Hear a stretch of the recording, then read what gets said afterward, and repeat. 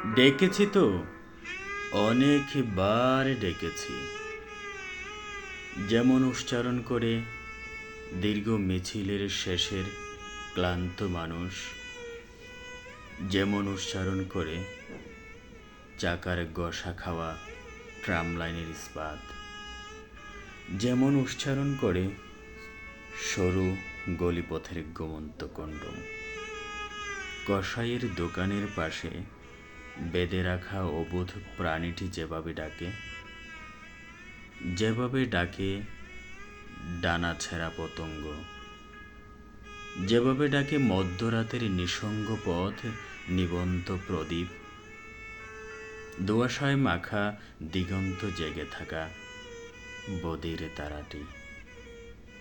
ডেকেছি তো, অনেকবার ডেকেছি মনে মনে, তুমি শোনোনি।